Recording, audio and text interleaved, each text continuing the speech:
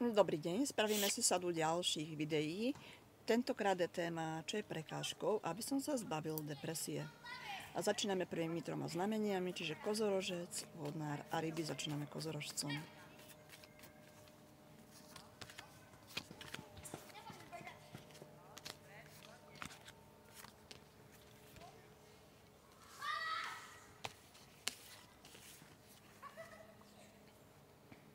No. Je tu nejaká správa alebo informácia, ktorá vás ako keby dala do takého zlého psychického stavu, lebo stále sa k tomu ako keby vraciate. Môže to byť aj pocit viny, že sa z niečoho obviňujete. V minulosti je tu karta krádeže. Je tu nejaká možnosť alebo príležitosť v zahraničí. Môže sa to týkať práce, ale aj vzťahu. Takže môže to byť, že ste prišli aj o lásku, hej, o partnerstvo. Pokiaľ je tam tá karta krádeže, môže to znamenať aj mágia. Teraz tu máte veľký hnev, čiže treba niekomu odpustiť a skryté záležitosti. Čiže niečo sa deje za vašim chrbtom, o čom neviete.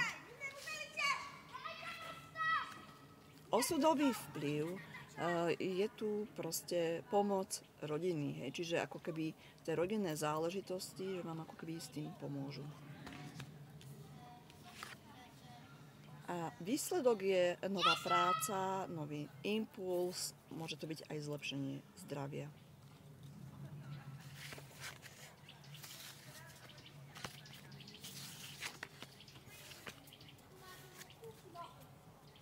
No.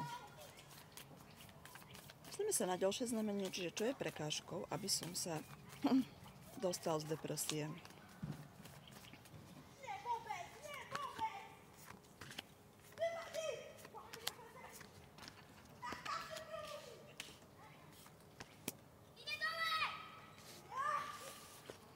Prekážkou je láska, vzťah. Áno, môže to znamenať, že sa neviete dohodnúť s partnerom, hej, lebo tu vidím prekážku aj v nejakej dohode. Neviete nájsť možno aj riešenie nejakej situácie. V minulosti je tu cesta. Môže to znamenať aj sťahovanie, alebo proste cesta za láskou. Môže to byť výlet, dovolenka, no. Teraz je tu zlepšenie finančnej situácie, nová práca, môže to znamenať povýšenie, no, čiže má sa vám začať viac dariť. Osudový vplyv. Sú tu intrigy a manipulácie. Môže to niekedy znamenať aj mágia. Áno. A výsledkom je faloš. Je tu pritom karta obete, čiže môže to znamenať, že ako keby sa vyčistíte alebo obetujete falošných ľudí. Áno, čiže ako keby vyriešenie tej situácie.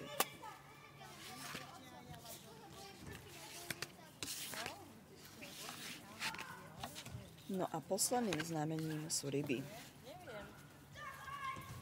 Čiže čo je prekážkou, aby som sa zbavil depresie?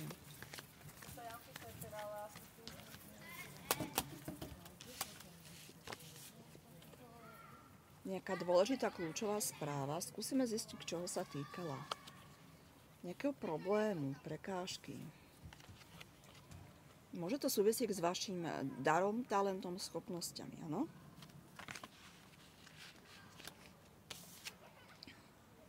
V minulosti je tu nejaká nečakaná možnosť, príležitosť, ale veľký boj. Môže to znamenať, že ste sa vzdali nejakej situácie, hej? Možno aj nejakého teda toho talentu alebo príležitosti. Teraz je tu nový začiatok a ste z toho ako keby chorí. Môže to byť kľudne aj tá depresia alebo vyhasnutie alebo niečo proste, áno. Aj tu vidím deštruktívne myslenie, čiže pozor na to, aj to myslenie je proti vám. Osudový vplyv, je tu slnko, je to tu presvetlené, čiže má to dobre dopadnúť. Nejaký konflikt, máte nájsť riešenie. je tu karta vášne, to znamená, že určité odhodlanie vyriešiť situáciu alebo problém. A šťastný výsledok. Má to všetko dobre dopadnúť a možnosť aj novej lásky. Dobre. To je z mojej strany všetko. Majte sa krásne.